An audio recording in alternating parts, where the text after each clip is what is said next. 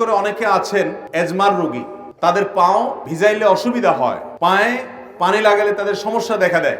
সমস্যা হোক বা না হোক, সর্বাবস্থায় আপনি চাইলে শীতের সময় শুধু না, অন্য সময়ও করতে পারেন। শীতের সময় বেশি দরকার, সেজন্য শীতের আমল হিসেবে বলছি। আপনি চাইলে পূর্ণাঙ্গ ওযু করলেন, কথার কথা দুপুর বেলায় বা সকাল বেলায় ওযু করলেন, হাত ধুলেন, মুখ ধুলেন, মাথা মাসা করলেন এবং পাও ধুলেন।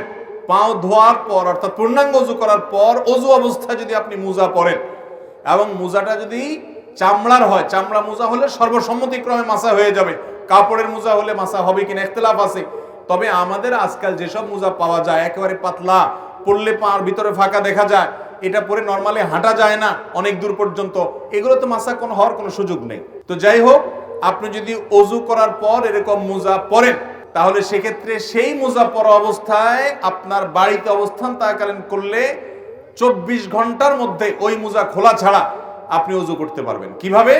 আপনি হাত ধুলেন, মুখ ধুলেন, মাথা মাসে করলেন, পা ধোয়ার সময় আসলে আপনি ভিজা হাত দিয়া পায়ের উপরে, তলায় না, উপরে এরকম করে একটা টান দিলেন ডান পায়ে, আবার আরেক হাত ভিজায়া বাম পায়ে আরেকরকম একটা টান দিলেন, বা ভিজা হাত দিয়া দোনো পাও আপনি টান দিলেন।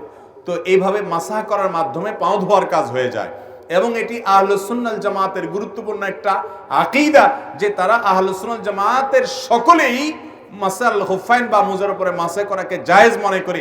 নবী করিম সাল্লাল্লাহু আলাইহি সাল্লাম মাসা করেছেন, আলী রাদিয়াল্লাহু তাআলা কে নির্দেশ করেছেন, বিধায় মুজার উপরে মাসা করলে সওয়াব কোনো কম হবে। আমাদের সমাজে কেউ মুজার উপরে মাসা করলে অনেক মুরব্বীরাও বলে যে বাবা এই বয়সে তোমরা মুজা ধরছো, হ্যাঁ এখন তো সাহস করো পাও ধো। না ভাই, মুজার উপরে মাসা করলে সওয়াব একটুও কম হবে না।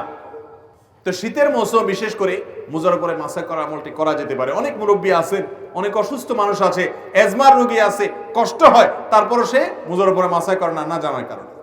তো ভাইরা আমার, মুজার উপরে মাসা করা যায় চাইলে, অন্য সময়ও করা যায়, শীতের সময় বেশি দরকার, সেজন্য শীতের মাসালা হিসেবে বললাম।